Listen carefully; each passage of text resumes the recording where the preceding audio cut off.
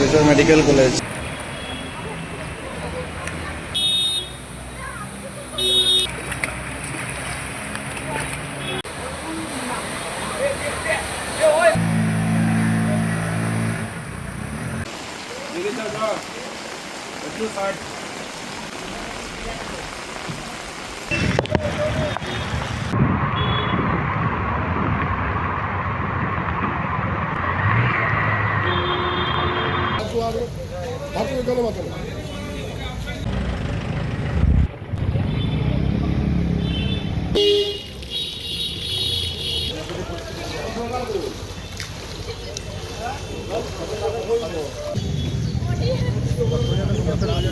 বেশি আছে, বাকি দোকানপাট হাজারো হাজারো লক্ষ লক্ষ টাকা মানুষের লোকসান হয়েছে। দেখুন ঘরের মধ্যে জল, পুরো ফ্যাক্টরি গোডাউন, সকাল থেকে লোকরা কাজ করছে, কিছু করতে পারছে না। NHIDCL যে কাজ করেছে সেটা কমপ্লিটলি আনপ্ল্যান এবং কমপ্লিটলি আনঅর্গানাইজড।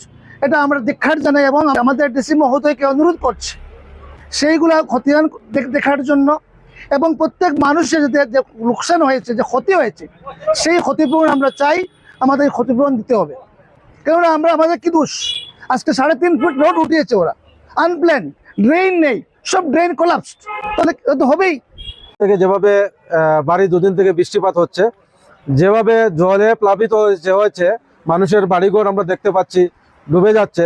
আমি কাছাড়ের জেলাধিপতি মহোদয়ের দৃষ্টি আকর্ষণ করছি এবং NHIDCL যেভাবে কাজ করেছে অত্যন্ত নিম্নমানের কাজ হয়েছে এবং ড্রেনেজ যেগুলো ছিল ওনাদের এস্টিমেটে ওগুলো ঠিকমতো হয়নি, যার দরুন রাস্তার অবস্থা বেহাল এবং মানুষের বাড়িঘরের এবং অলিগলি যেগুলো আছে এগুলো রাস্তার অবস্থা খুব বেহাল অবস্থায় আছে। ড্রেনেজ সিস্টেমগুলো হয়নি, একদমই হয়নি।